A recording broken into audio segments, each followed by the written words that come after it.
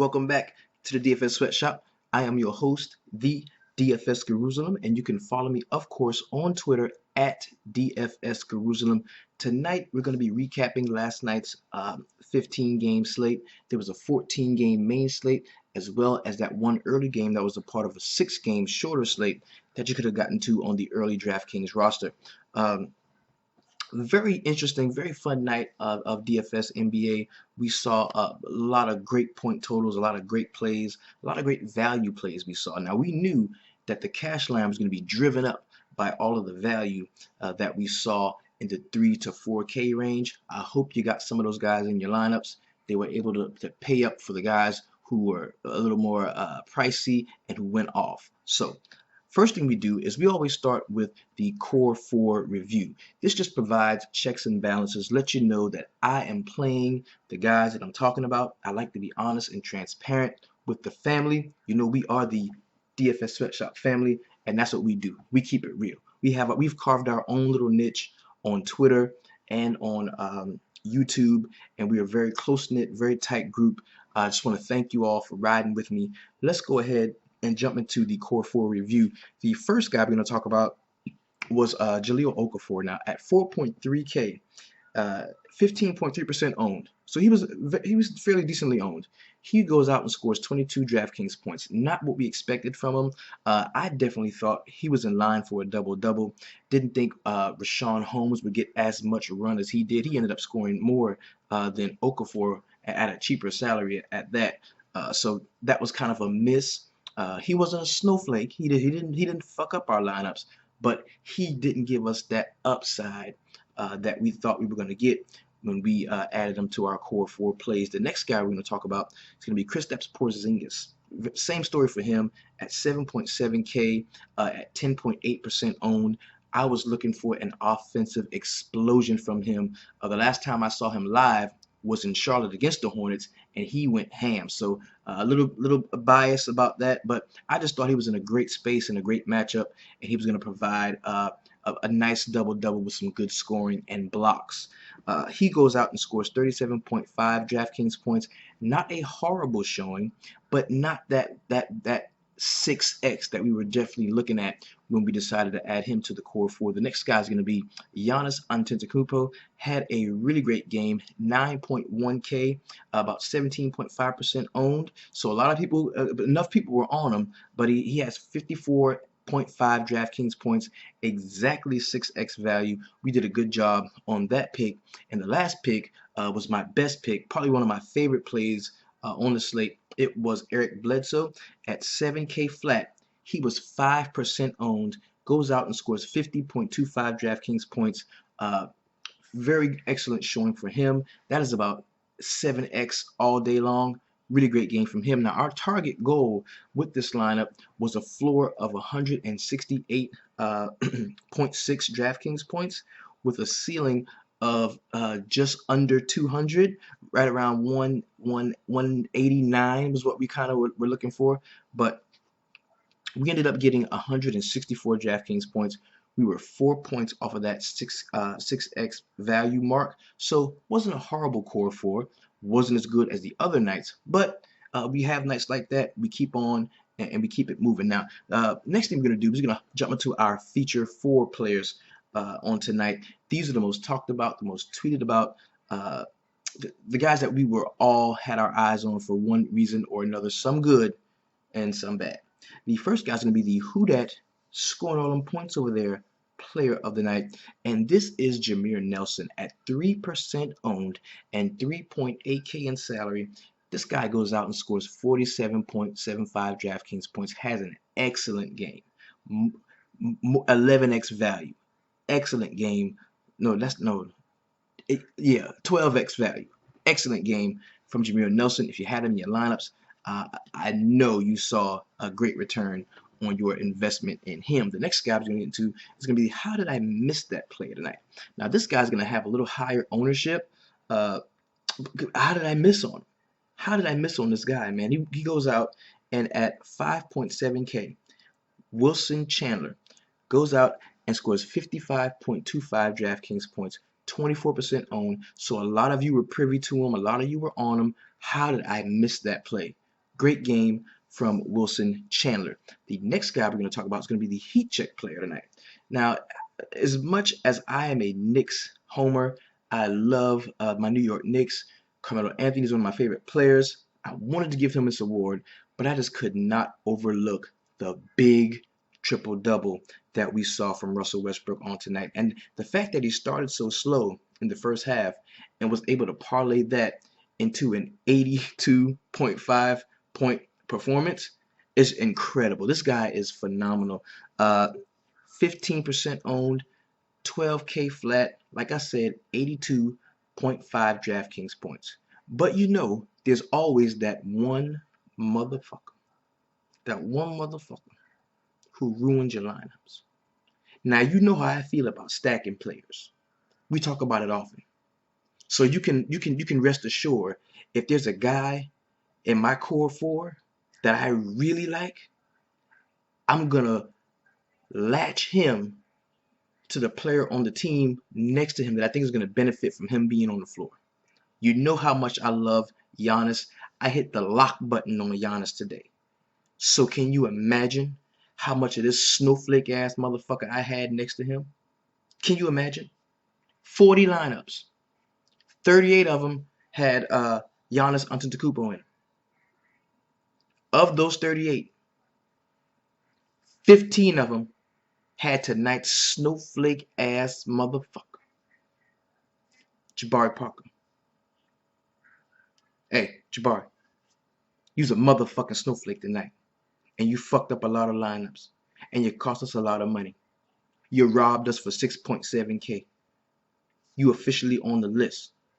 You owe me money, Jabari. When I see you, I want my money. With your snowflake ass. How you gonna go out at 6.7K? 24% owned. You was more highly owned than the motherfucker on the team who really put in work. They had more of you than they had Giannis. How you gonna go out and score a measly punk ass 18 DraftKings points with your snowflake ass? We ain't gonna roster your ass again until the next time you and Giannis are in one of those plus matchups, and we know y'all gonna work well together because you a young player. You have ups and you have downs. But tonight, you's a motherfucking snowflake.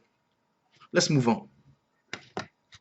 Now, we're gonna be jumping into a recap of last night's 15 games.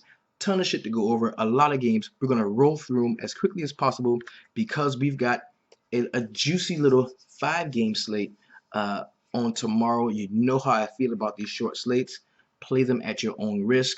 Just to give you some insight into the 5-game slates. This is what happened. The Sharks are in the water, bro, and they're putting in 150 lineups in these tournaments. The shorter the slate, the more bases they can cover. The larger the slate, the more bases you can't cover. So 15-game slates are tough. 5-game slates are tough. Anywhere in between, that's where we can come in and get our bread. So play tomorrow lightly. I am only investing 5% of my complete bankroll. Normally, I would invest 10%.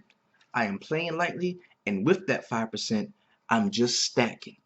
I'm finding some offenses that I like, and I'm just going to stack the shit out of them, and we're going to talk about that as we get into the point totals for tomorrow's games. And I want you to know this and be aware of this, because when you go out and you try to tip individual players, you're not gonna win like that. You're not gonna win like that. You're gonna have to stack an offense and stack the right one.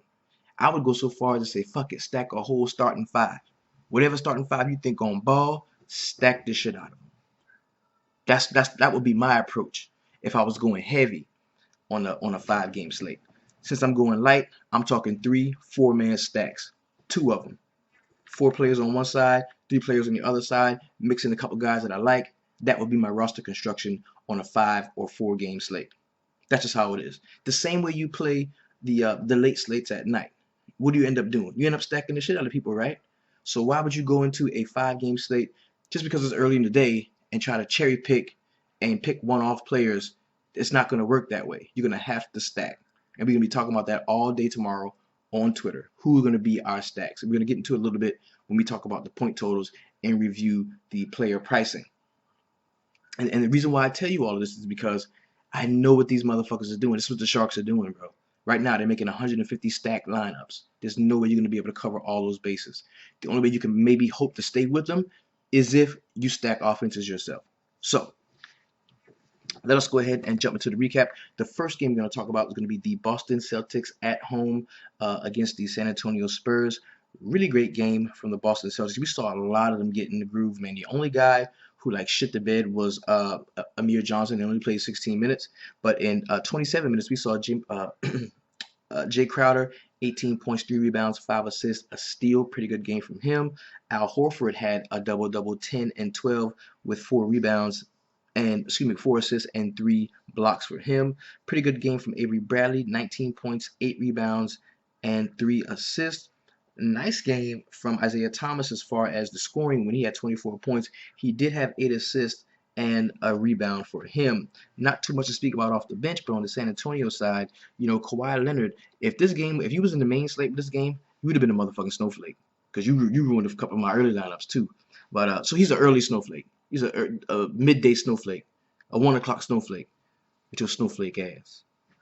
In 31 minutes, LaMarcus Aldridge has 10 points, 4 rebounds, and 4 assists to go with the block. Kawhi Leonard, double-double, 25 and 10 with 4 assists and 2 blocks for him. Really nice game from Danny Green. Watch him going forward. He had 11 points, 7 rebounds, 2 assists, and 4 blocks. He is a defensive specialist. He's going to get those defensive stats for you. Pretty good game from Patty Mills, 19 and a triple-1 for him.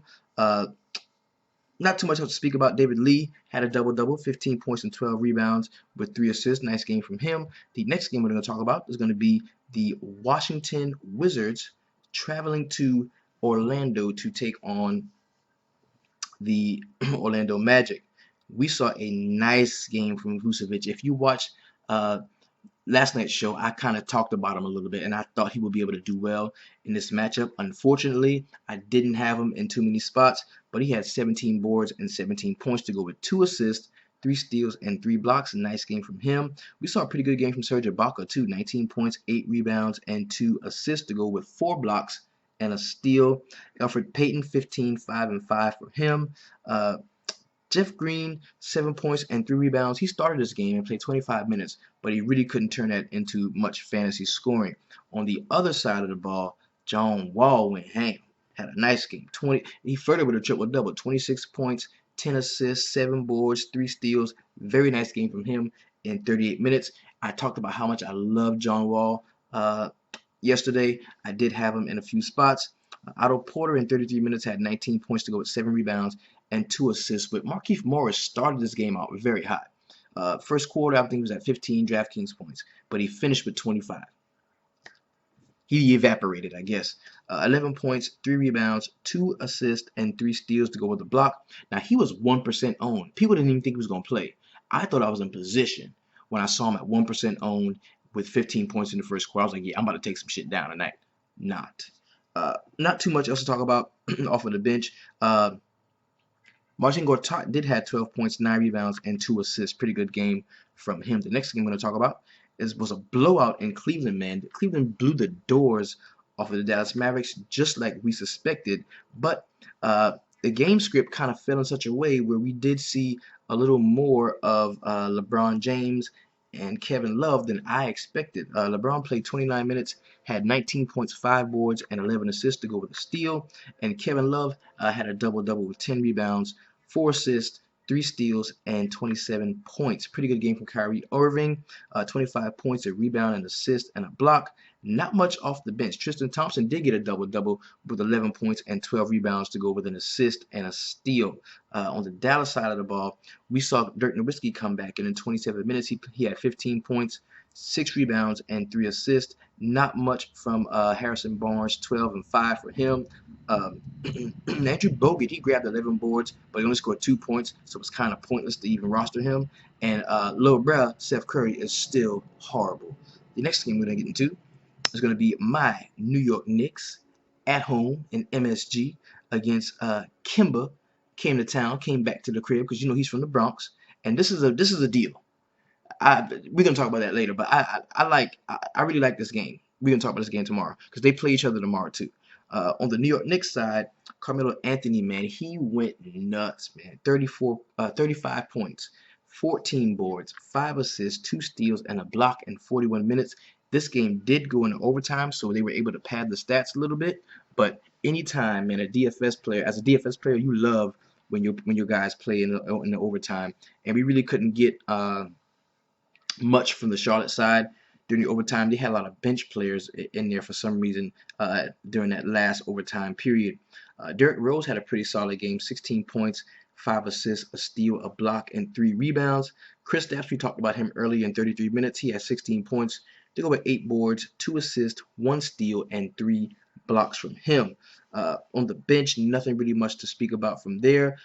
Cody Zeller, right about maybe an hour before lineups locked, it was noted that he was going to be starting the game.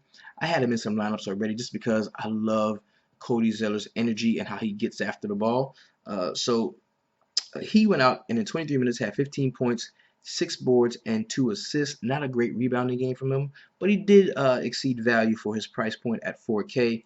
Nick Batum, man, he was the story of the game. Went nuts, had 45 minutes, 18 points, 9 rebounds, 9 assists, and a block. He definitely was flirting with a triple-double in overtime.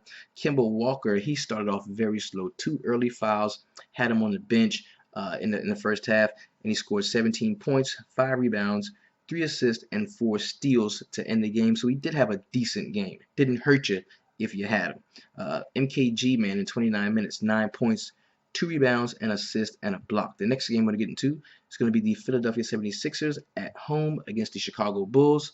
The Bulls beat the shit out of the Sixers, man. It was a massacre. It was a horrible game. And Jimmy Butler in no way, shape, or form could be a part of the snowflake of the night because his team won. They blew him out. And he just didn't have to play in the fourth quarter. It happens. So in 30 minutes, he had 26 points, 4 rebounds, 3 assists, and 1 steal for him. We saw a pretty good game from Dwayne Wade, 26 points, 5 rebounds, 2 assists, and 3 steals. Now, Rondo jumped out of the gate quick, like he was going to get him a triple-double and sit down, but he finished with 6 points, 8 rebounds, and 10 assists to go with 2 steals. Robin Lopez in 22 minutes had 10 points, 5 rebounds, 1 steal, and a block. Not a great game from him. On the Philadelphia side, everybody sucked. Jahlil Okafor had 10 points, 6 rebounds, and an assist, a steal, and a block. Ersan Ilyasova played a kind of decent game, 14 points, 7 rebounds, and 2 assists for him. We saw Nick Stauskas jump off of the bench and get 13 points, 5 rebounds, 3 assists, and 3 blocks.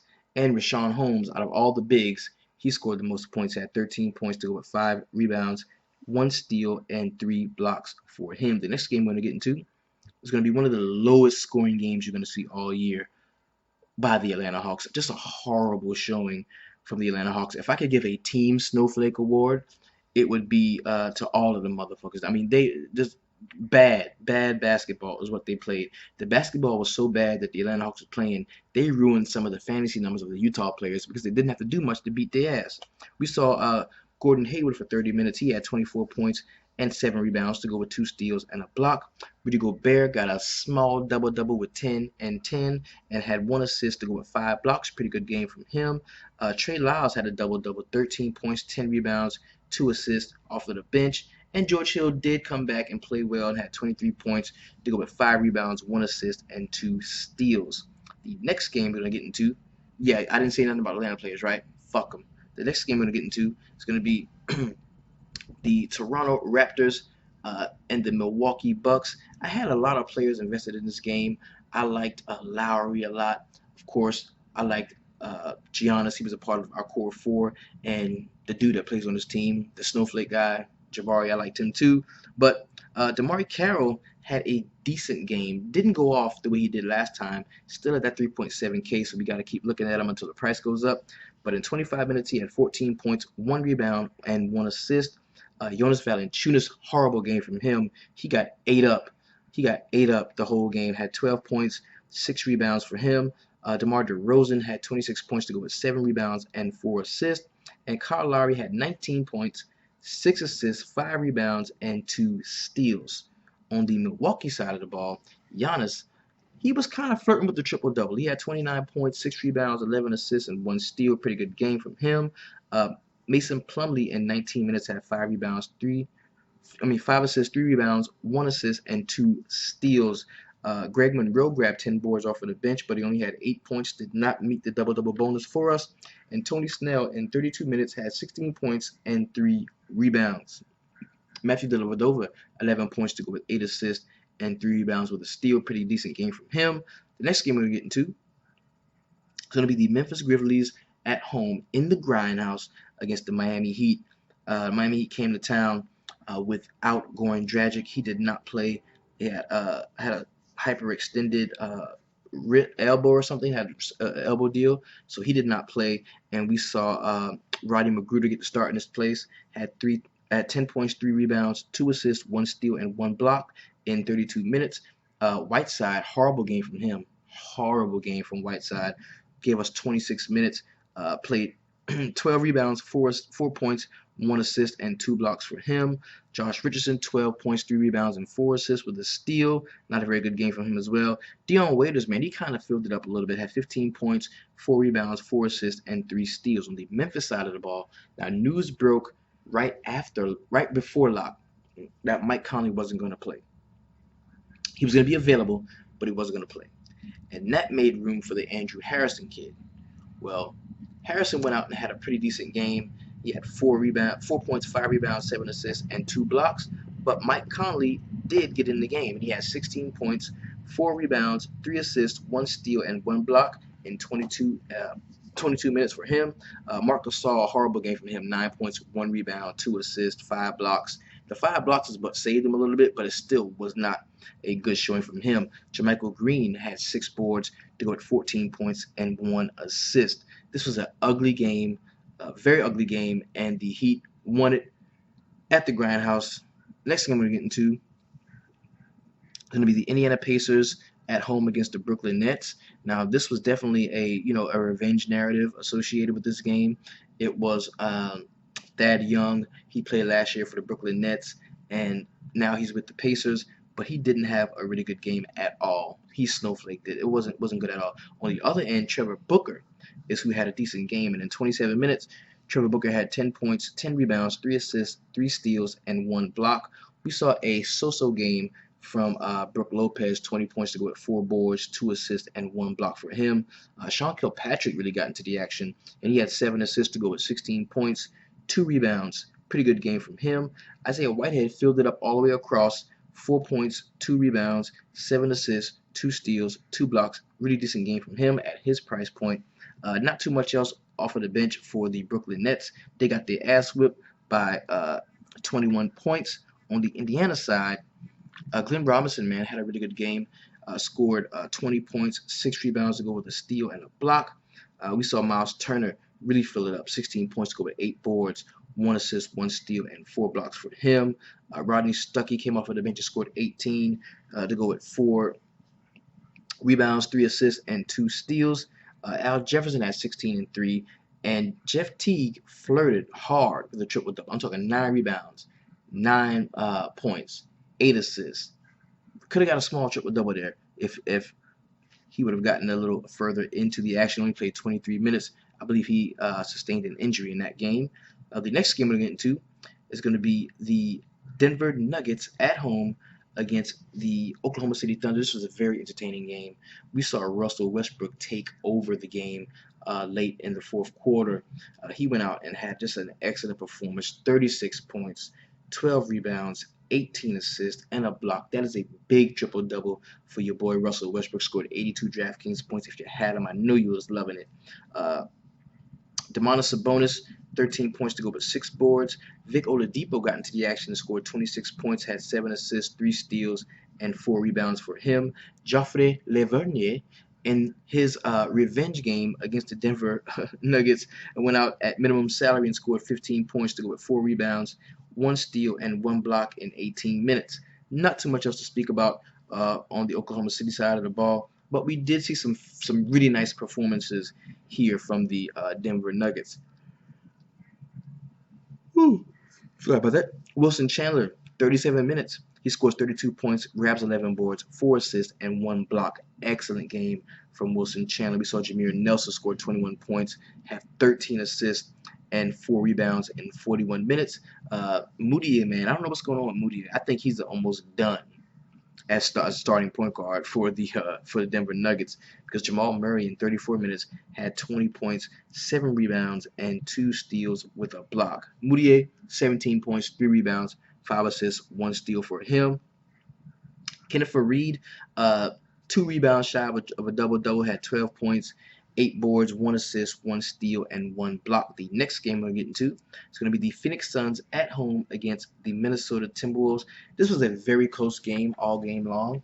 I mean, Eric Bledsoe did everything he could to keep them in the game for the first 3 quarters, but it just got away from him in the 4th quarter. We saw a lot of Karl Anthony Towns, a lot of Andrew Wiggins, and I must say, man, Andrew Wiggins is the truth, man. He had an excellent game, 25 points, 10 in the 4th quarter, 5 rebounds, 1 assist for him. Gorgui Dieng had a pretty good game, filled it up all the way across the board, 11 points, 7 rebounds, 2 assists, 3 steals, 4 blocks. Really nice game from him. The only down side of this game was Zach LaVine. And in 35 minutes, he had 13 points to go with 3 rebounds and 1 steal. But Cat got into the mix with a double-double, 10 boards, 22 points, 4 assists, 1 steal, and 1 block. On the Phoenix side of the ball, as I said, we saw an excellent game from Eric Bledsoe. In 34 minutes, he had 10 assists, 6 rebounds, 23 points, and 3 steals, kind of flirted with that triple-double late in the 4th quarter. Marcus Chris filled it up across the board for his very cheap salary. He had 9 points, 2 rebounds, 2 assists, 2 steals, and 1 block. Brandon Knight, he did start the game and had 15 points to go with 4 rebounds, 1 assist, and 1 steal. Not a very good game from Devin Booker. In 33 minutes, he had 11 points, 2 rebounds, 2 assists, 2 steals, and 1 block. The next game we're going to get into is going to be the Portland Trail Blazers in the Moda Center at home against Anthony Davis and the New Orleans Pelicans. We saw an excellent game from the Portland backcourt. Dame Lillard got into the mix, 35 minutes, 27 points, 4 rebounds, 11 assists for him. McCollum had 24, 1 rebound, 3 assists, 2 steals, and a block. Pretty good game from him. And we also saw Maurice Harkless, man, had a really nice game, a double-double for his price point, 11 rebounds to go with 19 points, an assist, and a steal. And Mason Plumlee, man, he got all the way into the action. He almost had a triple-double as well. He had 8 assists. He was too shy. 14 rebounds, 12 points, and a steal for him. And we also saw Myers Leonard fall 1 rebound shy of a double-double off of the bench with 15 points, 9 boards, 2 assists, and 1 block. On the New Orleans side of the ball, another big game from your boy Anthony Davis. In 42 minutes, he grabbed 13 boards, had 5 blocks, 2 assists, and 31 points. Really nice game from him. Didn't see much from Terrence Jones, had 11 points, 3 rebounds, and 2 assists, but he did play 30 minutes, so that's a good sign that he's getting the minutes. Etuan Moore, 15 and 1. With 4 assists, pretty good game from him. We also saw Omar Ashik for 17 minutes, and that was it. There was a lot of Terrence Jones on the court. Hopefully, that's a trend that can continue going forward. And we saw Drew Holiday for 28 minutes, and he had 16 points to go with 4 rebounds and 5 assists with a block.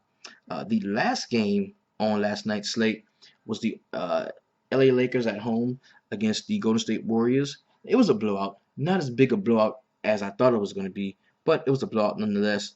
We saw a lot from the young kid from LA with D'Angelo Russell out as well as Julius Randle out. We got to see a full game of Brandon Ingram, and in 38 minutes, he had 8 points, 9 boards, 2 assists, 2 steals, and a block. That is a long, lengthy, rangy kid who we've got to watch out for going forward. Jordan Clarkson, he did start the game and had 20 points to go with 2 rebounds and 5 steals for him. Not a good game from Sweet Lou Williams, had 13 to go with 3 rebounds, 2 assists, and 1 steal. And Mozgov, man, he disappointed. 8 points, 4 rebounds, and 1 assist for him. On the Golden State Warriors side, I'm starting to think this is a Kevin Durant deal.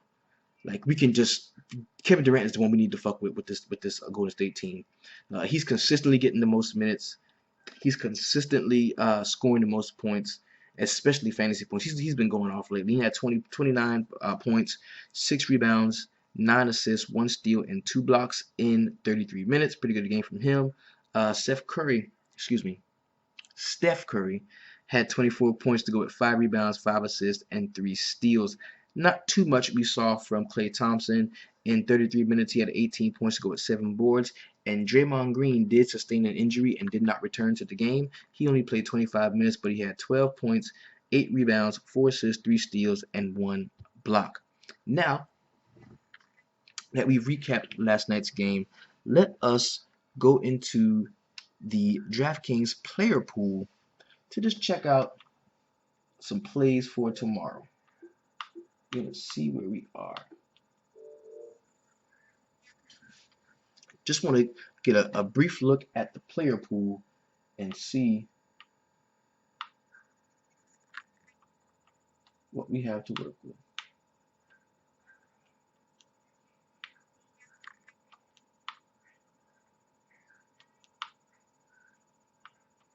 As I said, tomorrow is a very short slate. It's a 5-game slate. What I do, I would find a star that I really like, that I can afford, and just stack this shit out of his team.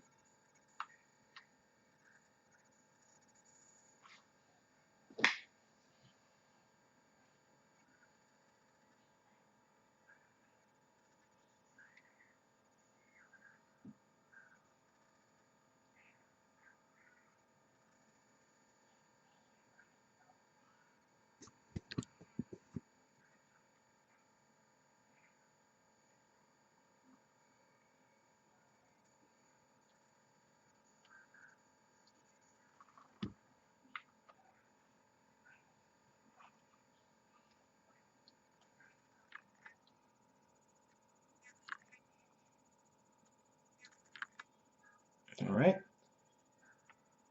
As usual, the highest salaried player on the slate is going to be Russell Westbrook at 11.9K, going up against the Detroit Pistons. This game is in Oklahoma City. I can get behind that because you can do that on a slate like this, a short slate. You can pay up to the top and stack from the top guys to his teammates. You can do that also with Steph Curry. I think probably the most affordable and effective stack is going to come in when we look at. You're going to think I'm stupid. I'm a homer for saying this. You look at Kemba Walker in the Knicks game. The Charlotte's at home, so I automatically like Kemba, and that's going to be the game where we can get the most players that are really good. Because if you stack Russell Westbrook, who else are you going to get? You're going to get Westbrook, Depot, and who else? Sabonis, Adams. If you attempted to stack John Wall against San Antonio, well, you know that's not going to happen. You know San Antonio is not going to, unless, because they are on a back-to-back, unless we get some news that all the San Antonio starters are going to be sitting, just not a good idea to stack against the San Antonio Spurs because they're such a good team defense. Mike Conley here against Miami again. I don't know how I feel about that. He didn't play much last game, so the stack starting with him on down, I don't know if that's going to be a good idea. Ricky Rubio, if you want to stack, maybe that might be a decent one. If you want to stack some Minnesota players against Golden State, we can do that. On the Knicks stack looks pretty good too. We've got San Antonio could definitely be stacked, but we need to find out if who is going to be playing. If everybody's going to be playing, then we can go forward with that. So that's what we have here. The price pool drops significantly once you get after John Wall and Kemba. We go from 7.9 to 6.7. It drops. So we've got to be really cautious on our roster construction tomorrow and make sure that we get the most we can for every dollar. Okay. Now let's go ahead and jump into some point total analysis for tomorrow's slate. The first game we're going to talk about is going to be my New York Knicks going to Charlotte. I should be at this game tomorrow, but I got to work, and I went to the game a couple weeks ago. So the New York Knicks traveling to Charlotte. They're on the plane now, shooting down to Charlotte. This is a 209 point total. The Knicks were just favored when they were at home, but now the Charlotte Hornets are favored, and they're not favored by 1 point like the Knicks were. They're favored by 6.5. So the Charlotte Hornets are giving up 6.5 to the New York Knicks. I automatically love Kemba at home. That's where I'm starting all of my stacks tomorrow. So I'm not doing a core four video. It's irresponsible on my behalf to steer you in a direction of cherry picking players. I'm going to tell you what I'm doing. I'm stacking games. I'm going to make 5 lineups. It's 5 games. I'm going to make 5 lineups. I'm going to find 2 that I really like, and I'm going to stack them both ways. And the fifth one is going to be a contrarian stack that I think is stupid, but I'm going to try it anyway. So in this game, I definitely think that we could roster but I mean, we know Marvin Williams is out. Marvin Williams is out, so we can look to the bench. I'm talking about Marco Bellinelli. Jeremy Lamb just came back, so we can go to the Charlotte bench. But I think the 3 that I'm going to be starting my lineups with are going to the stack is going to be Nick Batum, Kemba Walker, and Cody Zeller. Cody Zeller should still be cheap. These guys are under 8K, so I can stack them and then pay up for maybe a John Wall if I really like him against San Antonio if some guys sit, or a Russell Westbrook, or somebody like that. I can definitely pay up that high. So let's see. Let's check all the positions to see what else we have on there. Because again, we've got Kevin Durant on here, where we saw last night that Draymond Green was out. So if Draymond Green is out, that means Kevin Durant's going to do a lot of the rebounding in tomorrow's game. So that's somebody that we can definitely look to. All right. On the Knicks side, of course, I'm going to go back to the Kristaps Porzingis well. Don't think he's going to have 2 bad games in a row. I like Melo. When Melo plays Charlotte, man, he shows out. I like him against Charlotte. I like him tomorrow, definitely. Derrick Rose, not so much. The next game I'm going to talk about is going to be the San Antonio Spurs traveling to Washington to take on the Wizards. This is a 202.5 point total, with the Wizards gaining a 6-point advantage. San Antonio is giving up 6 points. We just talked about that. I kind of don't like rostering guys against San Antonio. The Boston Celtics beat the shit out of them yesterday, though. They had a really great game against them yesterday. So I don't know who's going to be in, who's going to be out. We're going to have to stay tuned and tune into Twitter to make sure we know which San Antonio players are going to sit, because more often than not, on the back-to-back, we do have San Antonio players sitting. I like Danny Green if he plays. He's going to be D'ing up on Bradley Beal, which I think is a very doable task for him at his low price point. I like LaMarcus Aldridge to bounce back if he does play. And of course, Kawhi Leonard is always in play, as is John Wall. And that will be it for me on the Washington side. The next game we're going to talk about is another rematch. It is the Memphis Grizzlies going to Miami to take on the Heat. We need to know what's going on with Mike Conley. This game is probably going to have a very low point total. I would stay away from it. I would fade it completely. I don't want anything to do with this game at all. The next game we're going to talk about is going to be the Detroit Pistons going to Oklahoma City to take on the Thunder. Detroit plays at a very slow pace, but usually the pace of the game is determined by the best player on the floor. That is sports knowledge that I have parlayed into fantasy sports knowledge. We also know Russell Westbrook is the best player on the floor. We also know that you can get off against Andre Drummond. Centers can get off against Andre Drummond, especially mobile centers that can score. So I don't like Sam Adams in this game. I like Cantor. I love Cantor in this game. If I was going to stack this game, I would go Westbrook, Cantor, Depot. I like Depot. On the Detroit side of the ball, there's a couple different plays I like. Now, Drummond is going to be a good play. He's probably going to be chalky. He's going to have to be because it's only a 5-game slate. But I like KCP again. You haven't heard me talk about him in a couple games because I haven't liked him. But I like KCP again. I think he can have a really good game against not against, but in the fast-paced offense that the Oklahoma City run, getting back in transition. I think we see some scoring opportunity for increased scoring opportunity for KCP. The next game we're going to get into, and the last game on the slate, is going to be the Minnesota Timberwolves going to Golden State, taking on the Warriors. Now, without Draymond Green, I don't think that this 15-point total is as safe and sound as it seems. If we get word that Draymond Green is not playing, we can fire up our Golden State stacks.